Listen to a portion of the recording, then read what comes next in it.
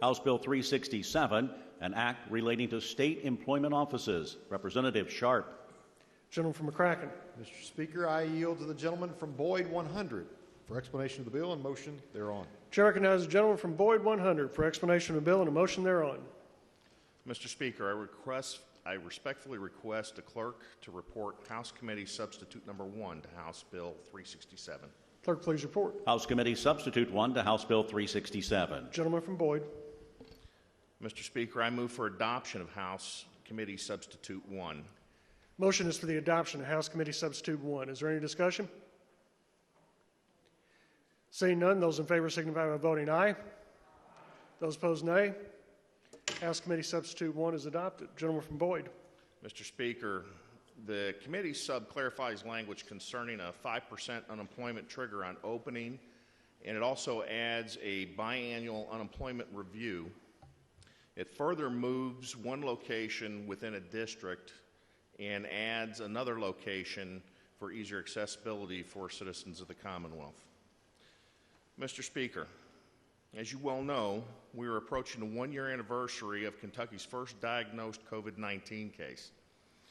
We've had the opportunity to reflect back over the past 12 months on how the people of the Commonwealth have weathered this experience.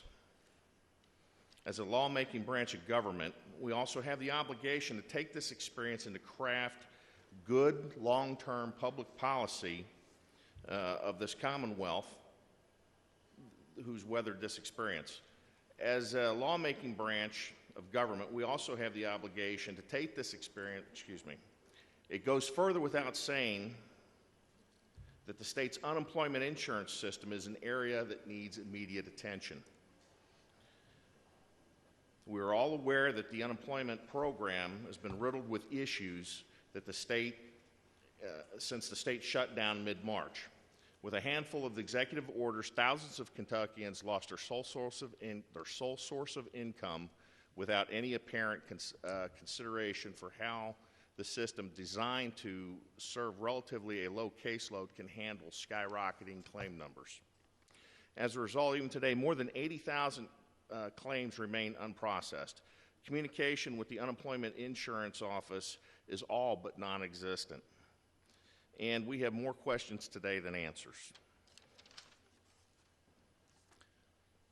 No one here knows how people are going to put food on some of their constituents are going to put food on their table, pay for their electric bills, pay for their rent.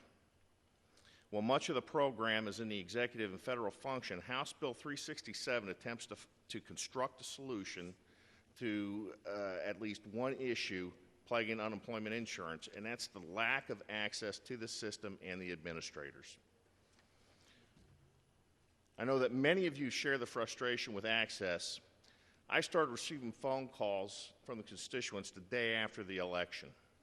And when I arrived here in Frankfort with a handful of complaints and pleas, I thought I could at least help to get in touch with these individuals with the unemployment and quickly resolve some of their issues. But I couldn't even get a return call from unemployment. I ended up having to get in my car, drive over to the cabinet, get access, and though I was seen, only few of my constituents have had any movement within their claims. This is not how we're supposed to serve. Government is supposed to serve its people. We can do better than this. It's clear that we've got to do something.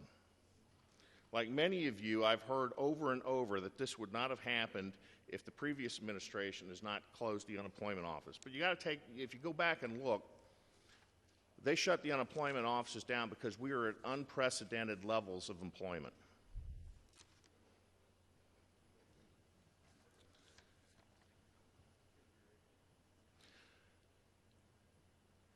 However, we're now facing a crisis that puts hundreds of thousands of people overnight.